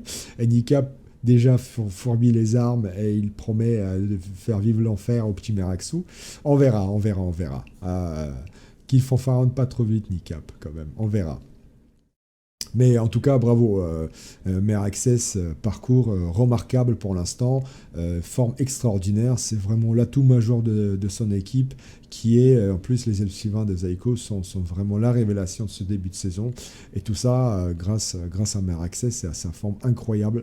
Donc aujourd'hui, à J6, il est déjà à 13 touchdowns, 49 XP, et donc la seule question c'est, est-ce que le pari que Zaiko a fait de battre Blanchard et ses 110 XP à la fin de la 15e journée, le fameux Blanchard, le joueur le plus expérimenté de l'histoire de la Lutèce. Est-ce que cette année, Meraxu le battra? On verra ça. En tout cas, ça s'annonce passionnant comme compétition à suivre entre l'ancienne gloire, l'ancienne star de la Lutèce et le petit nouveau qui explose. On verra. Alors, puisqu'on parle des elfes, il faut parler aussi des 2 meilleurs lanceurs de la compétition. Chantal Iron Maiden Goya. Ah, j'aimerais bien entendre du Goya chanté par Iron Maiden. Ou du Iron Maiden chanté par Goya. On va essayer de trouver ça, les gars. En tout cas, le petit lanceur de Nico, c'est l'âme de l'équipe et surtout l'arme essentielle des attaques des elfes. Hein, c'est normal, ça passe toujours par le passeur. Il était à 17 passes et 2 JPV et 25 XP, donc à la fin de la J6. Il est déjà à 31 XP. Et voilà, ça y est, il est devenu Bludger, et en plus, c'est le capitaine, il est chef de l'équipe. Voilà, c'est l'atout majeur des elfes de Nico, et certainement qu'il va lutter pour le prix du meilleur passeur de la saison. Ça, c'est évident. Mais la compète s'annonce ardue, parce que juste derrière, on a Dra l'unique, notre Dra préféré, le seul Dra qu'on connaisse d'ailleurs, hein, mais c'est notre Dra préféré. La légende de la Lutèce. Il est déjà à 17 passes sous la houlette d'Azroag qui lui fait de très jolies passes. Il était à 16 passes donc en J6, extraordinaire résultat. Alors pareil, je pense qu'ils ont pris la même approche, les 2 coachs, Nico et Azroag, chef puis esquive. On présume que très bientôt le blocage viendra parce que bon, pour l'instant, il s'est calmé en termes de passes. Hein. Regardez entre la J5 et la J6, mais ça va arriver. Hein, en pressant que ça va arriver et que surtout Azroag va vouloir ne pas perdre cette compétition du meilleur lanceur contre Nico. Ça, c'est évident. Alors, on a vu que Meraxes était devenu un mutant avec son +1 en mouvement, mais le premier mutant, comme je le disais dans une précédente vidéo, le premier mutant de cette année, c'est Arcanoïde, qui en J5 a gagné +1 en mouvement. Pareil, c'est le skink phénoménal de Dritz. C'est aussi par lui que passent les attaques des Sotek Rampage. La forme de Dritz et de son équipe est extra, et c'est dû forcément aux performances du petit Arcanoïde. Regardez, alors en J6 il n'a pas marqué, mais on a déjà les résultats de la J7 qui commencent à tomber, et voilà, là on voit comment va le positionner stratégiquement Dritz. +1 en move, plus sprint. Bon, on voit le one turner qui est là, hein, les gars. Donc là, accrochez-vous, c'est au moins un touchdown de prix dans la tronche à chaque match contre Dritz. Ça, c'est quasiment assuré. Hein. Il est déjà, le petit bestieux est déjà à 5 touchdowns. Il a quand même fait une passe et une petite sortie, et en plus de JPV. Donc 26 XP déjà d'encaissé. On attend de voir jusqu'où il ira, où il s'arrêtera, mais on pressent bien qu'il va aller chercher une belle compétence double, genre blocage, pour qu'il soit vraiment inarrêtable, le petit bestiau. Voire glissade contrôlée, pourquoi pas. Mais en tout cas, voilà, attendez-vous à prendre des one-turn face à Dritz, hein, ça c'est évident. Alors là, on a parlé des mecs à droit, agiles, rapides, dextres. Ça se dit dextre, ouais, ça se dit. Parlons maintenant des gros bourrins, de ceux qui sont là pour taper, pour cogner. Et là, regardez, le classement des meilleurs sorteurs, ça se tire la bourre aussi. Hein. Les mecs, ils y vont, ça castagne. Et le meilleur, c'est la momie de Buckler et de Scarlan. 5 journées, déjà 10 sorties.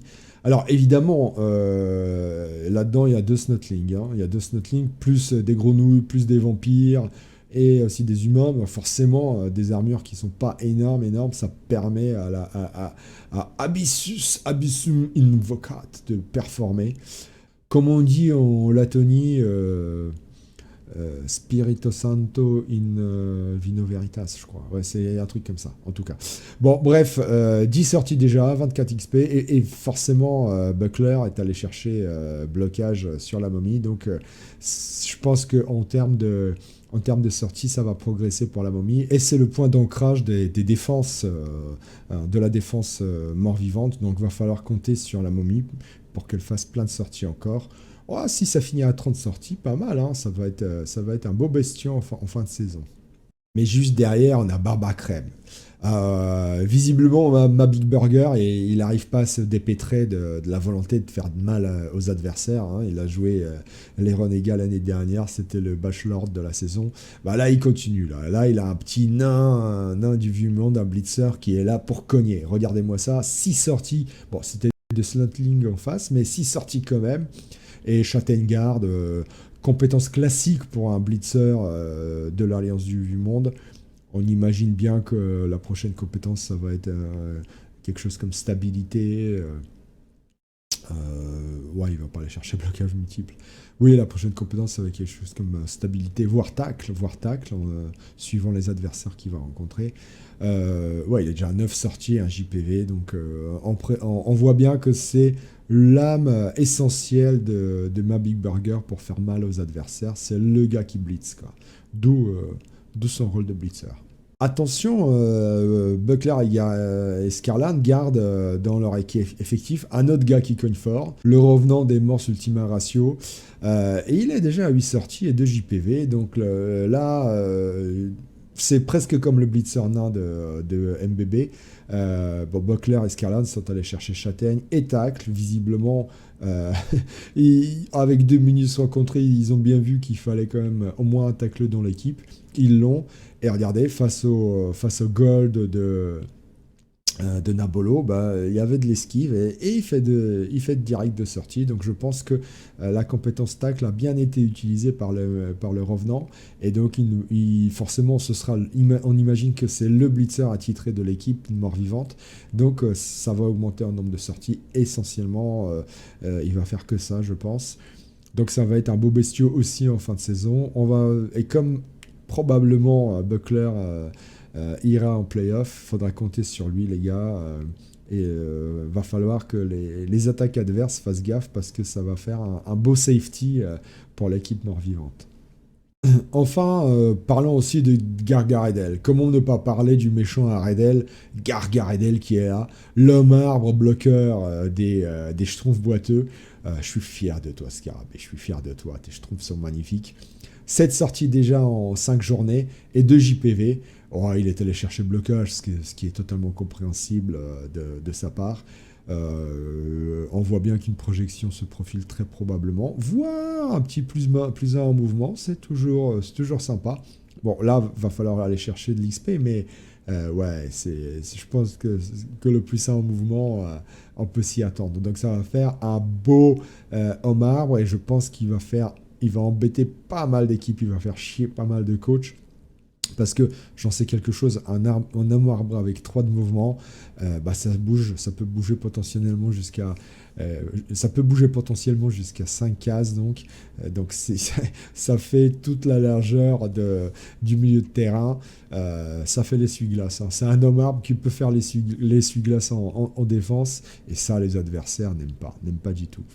Donc, bien joué, belle performance de Gargaredel. Et je pense qu'il va continuer à cogner et qu'il y aura plein de sorties pour les schtroumpfs boiteux encore. Par contre, j'aimerais bien que tu agresses plus, Scarabée. Hein, agresse plus. Enfin, une dernière star dont il faut parler, c'est Dieguito Dam d'Ashram, de l'équipe Z. Après Meraxes, c'est l'autre meilleur scoreur. Il était déjà à 7 touchdowns à la fin de la J5. Il en marque un de plus à la fin de la J6. Compétence classique pour un coureur d'égout à tout faire des Scaven. Blocage. Et il est allé chercher 2 têtes. Oui, forcément, ça esquive mieux. Ça peut aller chercher les ballons éventuellement qui sont tombés au sol. Donc là, on voit bien la stratégie classique Scaven qui se met en place chez Ashram. Et forcément, ça se voit aussi dans sa performance globale sur le début de saison.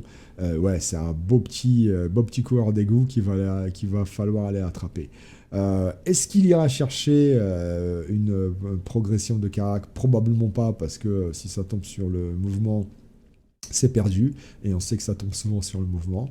Donc là, on peut s'attendre soit à une autre mutation, genre corne, soit un truc assez chiant, tacle ou lutte, pour en faire vraiment un joueur complet, un safety et aussi un attaquant, un contre-attaquant en fait. Hein. Donc on voit bien, Dieguito, c'est le contre-attaquant suprême de l'équipe d'Ashram. Donc bravo Ashram et bravo à ton petit joueur. Juste, faut pas le perdre, faut le préserver, c'est tout. Et je pense que ça fera une belle star en fin de saison. Alors, pour finir cette revue des stars, petite curiosité, sachant qu'il y a très peu de curiosité à mettre en avant, hein. Cette année, les coachs, je pense qu'ils ont compris que faire trop de joueurs avec des compétences aléatoires, ça donnait n'importe quoi et ça déséquilibrait parfois l'équipe, ça donnait trop de team value, alors même que les compétences étaient très souvent pas très optimisées entre elles. Donc il y a en réalité très peu de petites curiosités, de petits joueurs bizarres. On en a quand même un. Alors, je m'étais promis de ne pas parler des joueurs qui n'ont pas de nom. Bon, je fais une petite exception à la règle, mais les gars, si vous voulez que je parle de vos joueurs, il va falloir leur donner des noms. Parce que Monsieur Personne, c'est pas possible. Je le fais, mais une fois, et c'est fini. Donc là, on a un beau bestiau chez Manu. Un trois quarts humain qui a parade, frénésie et dextérité. Donc c'est le mec frénétique qui va chercher la balle et qui sait pareil quand même. Bizarre comme compétence, pas du tout optimisé entre elles. Bon, frénésie c'est sympa, prise sûre, voilà, avec les deux lanceurs qu'il a de toute manière, au moins un lanceur qu'il a de toute manière, ça n'a aucun intérêt. Et puis parade, bon, c'est toujours bien, mais c'est pas la compétence ultime, surtout pour des humains. Donc ouais, c'est pas top. Donc je pense que c'est un gars qui va finir sur la losse et que Manu voudra que un des coachs lui veuille bien le blesser. Mais c'est véritablement la seule petite particularité, petite exception à la règle, parce qu'il y a très peu de joueurs avec des 2 voire 3 comptes déjà totalement en aléatoire. Donc c'est le seul. Allez, et c'est vraiment cette année, on voit bien que les coachs n'ont pas voulu aller dans ces extrêmes-là. Peut-être que ça viendra, mais pour l'instant, on n'y est pas encore. Par contre, encore une fois, les gars, donnez des noms à vos joueurs. Sinon, moi, je vais demander à SSB de sévir et ça va être du n'importe quoi. Donc, donnez les noms à vos joueurs, ça prend 2 secondes. Hein. Ça prend vraiment 2 secondes, s'il vous plaît. Bon, voilà, on en termine là. Toute cette revue globale des stats du premier tiers de la saison. Donc ça fait déjà une longue vidéo, donc on va faire une deuxième vidéo sur vos compétences individuelles. On va faire une deuxième vidéo sur vos progressions individuelles, sur les bons côtés et les mauvais côtés de votre début de saison. On va regarder en détail chacun des coachs. On va essayer de s'amuser et regarder jusqu'où votre forme actuelle peut vous mener. Bon, je me mets dedans aussi. Allez, à très vite dans une deuxième vidéo. Pour l'instant, je vous dis ciao et j'essaie de vous poster ça très vite. Allez, à plus les gars. Ciao.